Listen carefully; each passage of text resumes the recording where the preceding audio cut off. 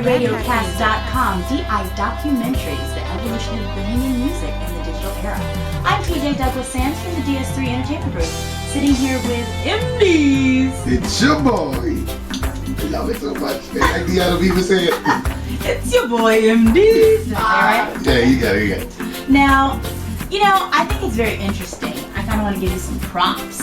I've known MDeez for a long time, and to see you evolve as an artist, I think it brings tears to my eyes because recently we worked together. I worked on a project with MC Lazy out of the Netherlands. Shout out to the Netherlands family. Sheldon Sr. out of Jamaica.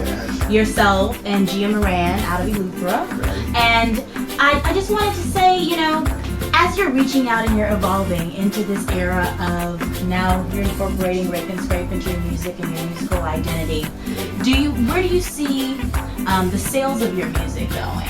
I mean, you talked about performance being where your money is made chiefly, but where do you see the sales of your music going? I see it growing. I don't see it getting falling behind.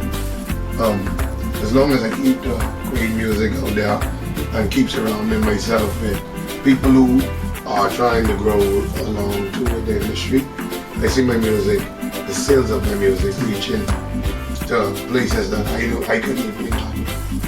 At least I hope it reach there. So you want to make sure you buy my music, because we gotta make it that promise to the world. And you've now started working on tracking money from your royalties and your publishing and things that are out there, right. Which is something that a lot of Bahamians don't traditionally do. Right. How did you go about, researching that and talking to people to get the information to take your music from just popular on the radio to pursuing those? Well, like I say, a lot of my career was trial and error. A lot of the things I did not have the education about at first.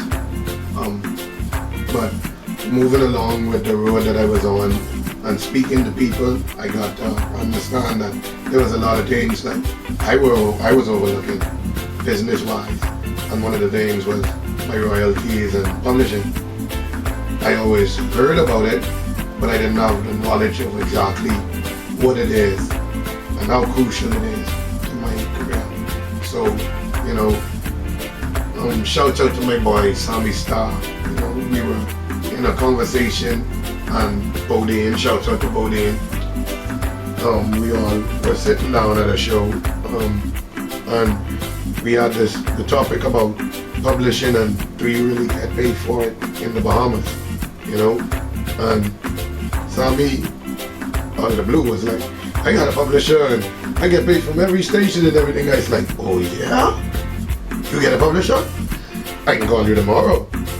And I don't know, Sammy should know how to go. I call him that night. It's like, I need this hookup, I need to understand this, and from there, it was on with that side of my business. I can say I'm still learning, thanks to my friend here, PJ. She's trying to be a little modest, but I mean, in a lot of things that if I have questions with, and then, if I can't reach PJ, I'll reach like Todd, and I'll be like, Todd, alright, there's no wrong. And a lot of things I know, he'd be like, alright, let me find out from PJ. So, she holding out the knowledge on, killing her, she got the knowledge, alright?